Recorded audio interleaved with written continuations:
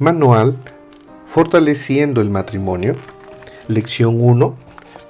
Conociendo los principios del Evangelio para el matrimonio. Parte 3. Antes de comenzar esta parte de la lección, quisiera compartir un breve relato. Una vez, una bella dama estaba lavando los platos con ayuda de su pequeña hija. La hija, al percatarse que su madre tenía algunas canas, le preguntó: «Mami, ¿por qué tienes algunos cabellos blancos?». Entonces, la madre, pretendiendo aprovechar la ocasión para darle una lección de vida a la niña, le dijo: «Ah, esos cabellos blancos se llaman canas, y cada vez que te portas mal, me aparece una».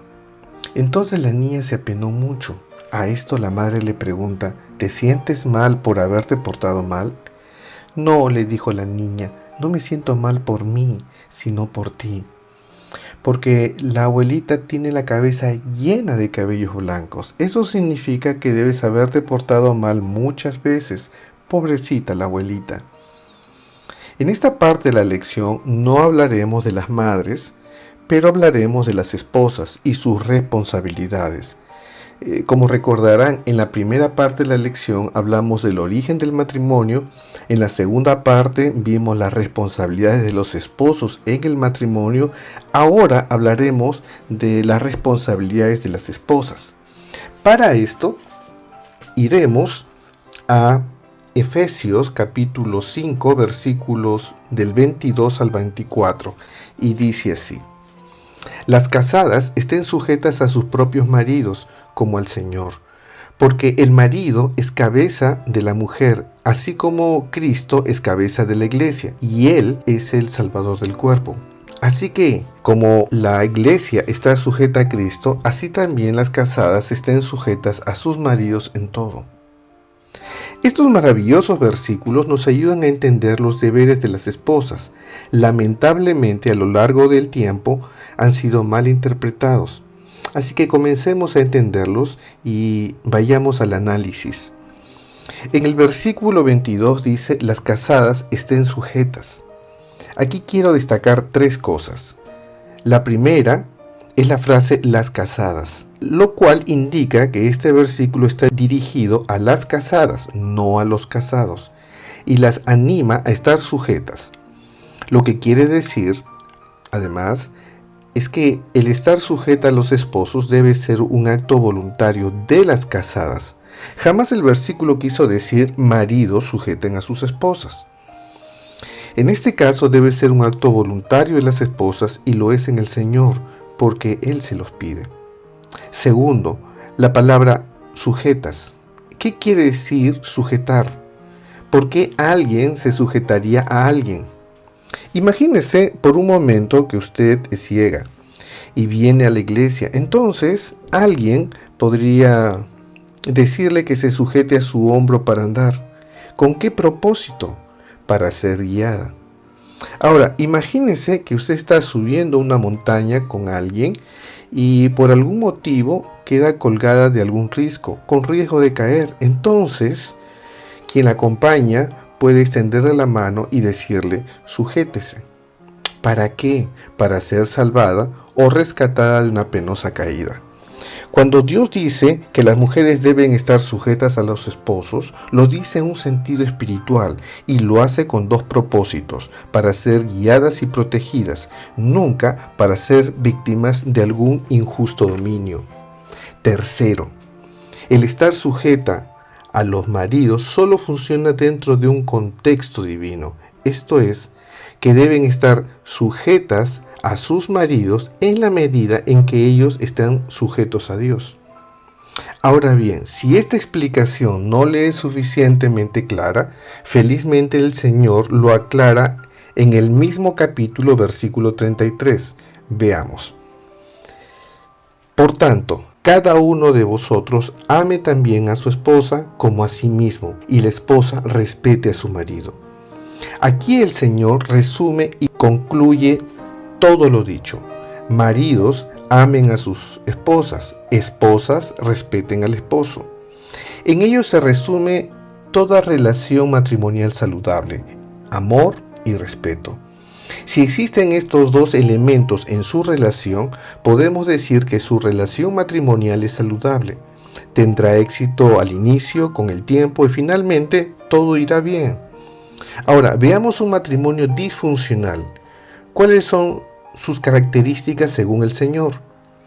En Génesis capítulo 3, versículo 16 leemos lo siguiente. A la mujer dijo: multiplicaré en gran manera tus dolores en tus embarazos. Con dolor darás a luz los hijos, y tu deseo será para tu marido, y él se enseñoreará de ti. Quiero que recuerde que este versículo es lo que dice Dios a Adán y Eva después de la caída, después que ellos transgredieron.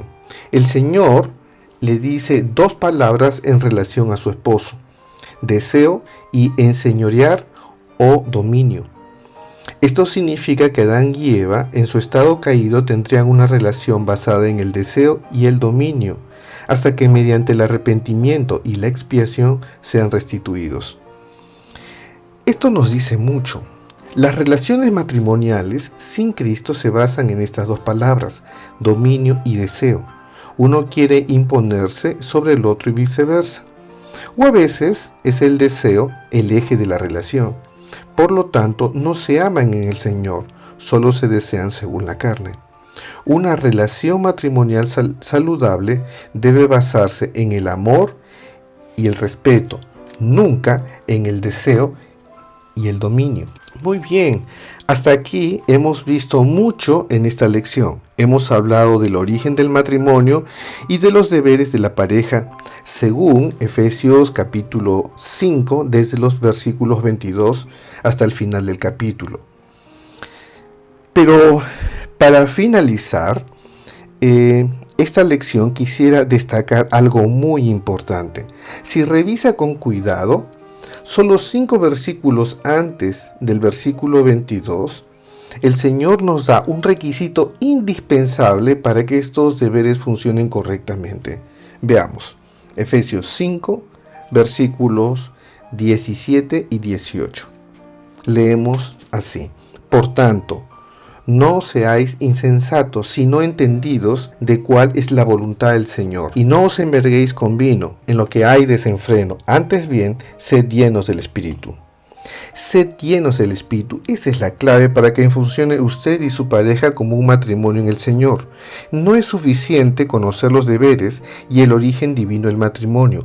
Usted debe procurar una vida que incluya una relación con Dios.